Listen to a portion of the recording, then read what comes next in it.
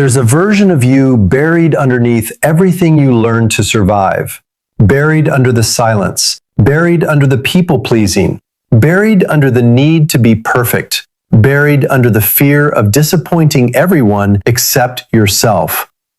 And the truth is, you are not stuck because you were lazy. You are not behind because you are broken. You are not failing because you are incapable.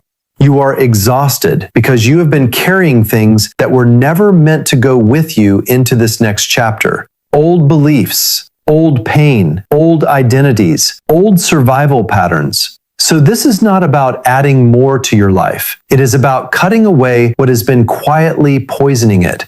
If you want to feel free, if you want to move forward, if you want your life to finally change, then there are things you must be willing to let die. And we're going to talk about them now.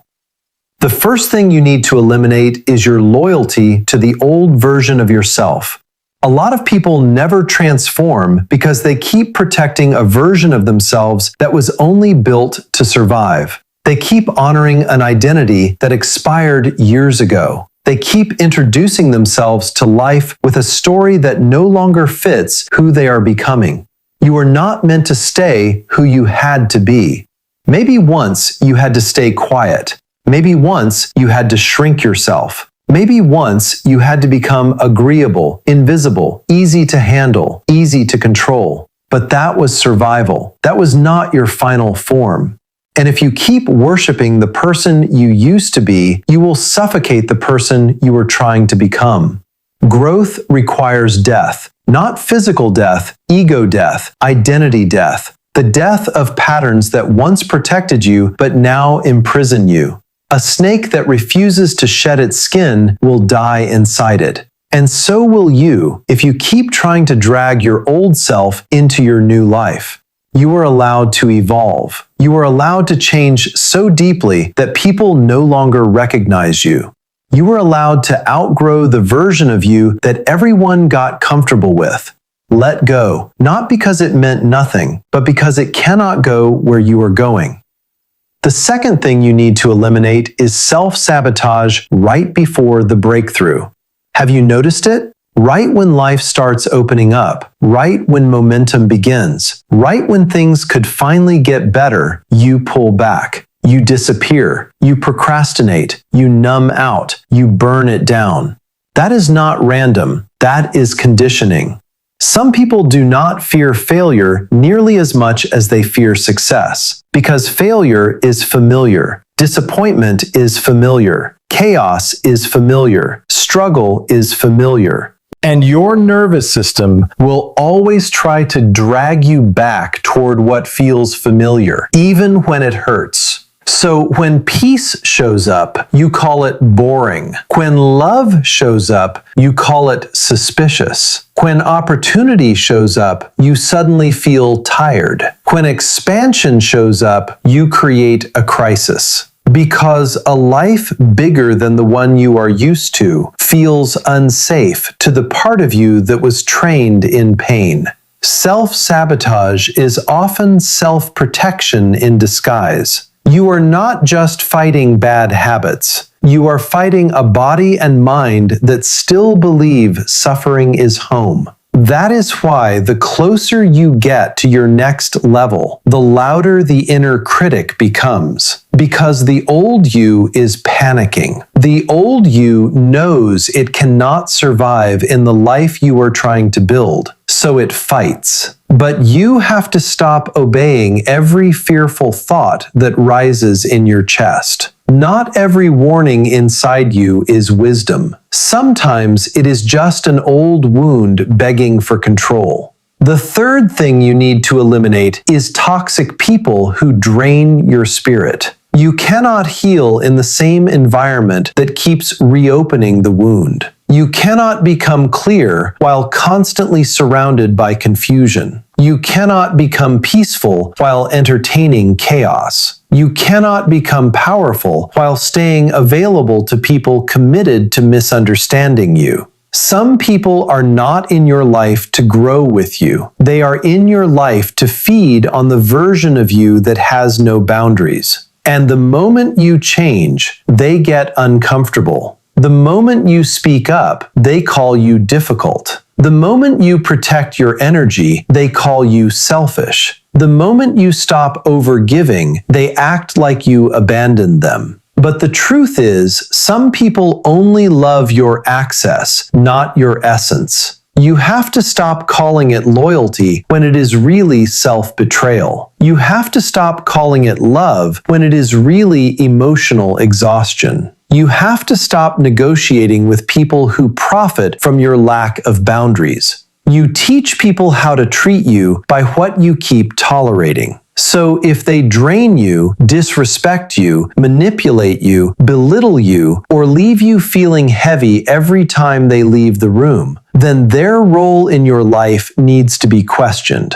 Not everyone is meant to go with you. The fourth thing you need to eliminate is your addiction to approval. Most people are not living, they are performing. Performing for family, performing for strangers, performing for applause, performing for acceptance, performing for the illusion that if enough people approve of them, they will finally feel whole. But approval is a drug that never satisfies. The more of it you get, the more of it you need. And when your identity depends on how people react to you, rejection does not just hurt your feelings. It shakes your entire sense of self. Because your worth has been outsourced, you have spent so much time asking the world, "Am I enough now?" When the real question is, why do I keep asking people who cannot define me to tell me who I am? People-pleasing is not kindness. It is self-abandonment. It is the slow destruction of your real voice. It is the habit of betraying yourself to stay digestible. It is the decision to be accepted for who you are not, instead of risking being seen for who you are. And that price is too high. Your authenticity will cost you some relationships. It will cost you some applause. It will cost you some comfort. Pay it. Because the life you build while performing will never feel like yours. The fifth thing you need to eliminate is the need to have everything figured out before you move. That is not wisdom. That is fear wearing a responsible mask. You do not need a 10-year plan to take one honest step. You do not need perfect clarity to begin. You do not need guarantees before you move. Most clarity does not come before action. It comes because of action. You are sitting there trying to think your way into certainty when certainty was never promised. Life does not hand you the whole map. Life gives you enough light for the next step. Like driving at night. Your headlights do not show you the entire road to your destination. They show you the next stretch. And once you move through that stretch, the next one appears. That is how life works. But you keep waiting to see the whole road before you begin. And in that waiting, your life is being wasted. Ready, fire, aim. Not ready, panic, overthink, delay, doubt, replan, and disappear. Movement teaches. Action reveals. Momentum creates confidence. The sixth thing you need to eliminate is someday. Someday is one of the most dangerous words in the human language because it sounds harmless, it sounds hopeful, it sounds patient. But most of the time, someday is just procrastination with better branding. Someday I'll start. Someday I'll leave. Someday I'll write the book. Someday I'll choose myself. Someday I'll go after the life I actually want. No, either it matters enough to schedule, or it does not matter as much as you keep claiming. Because dreams do not die only through failure. They die through delay. They die through comfort. They die through later. They die through years of almost. And the terrifying truth is this. You are going to die one day. Not metaphorically, literally. And if that truth does not awaken urgency in you, nothing will. There are people who bury their real life under routines they hate, jobs they resent, and excuses they have repeated so often they now mistake them for truth. Do not let that be you. Later is a liar. Later has stolen more lives than fear ever did. The seventh thing you need to eliminate is the fantasy that success will heal you. More money will not repair self-hatred. More followers will not give you inner peace. More attention will not silence shame. More achievements will not automatically make you feel worthy. Success amplifies what is already inside you. If there is emptiness inside you, success can make that emptiness louder. If there is insecurity inside you, success can make you more addicted to proving yourself. If there is pain inside you, success can become the perfect distraction from having to face it.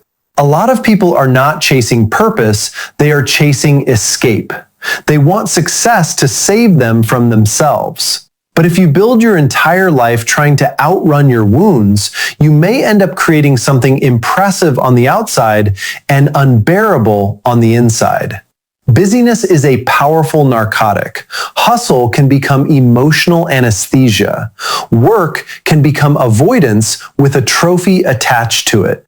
But eventually the silence comes. Eventually the crash comes. Eventually you are left alone with yourself. And if you have never learned to be at peace within, no amount of external success will rescue you. The eighth thing you need to eliminate is your neglect of the inner child, because the child version of you is not gone. That part of you still shows up every time you panic, every time you overreact, every time you shut down, every time you beg for love in places where you are not safe. A lot of what you call overthinking is an old child searching for safety. A lot of what you call anger is an old child screaming to be protected. A lot of what you call self-sabotage is an old child trying to stop you from getting hurt again. Unhealed childhood pain does not disappear. It adapts. It learns adult language. It wears adult clothes. It enters adult relationships. But it is still the same wound.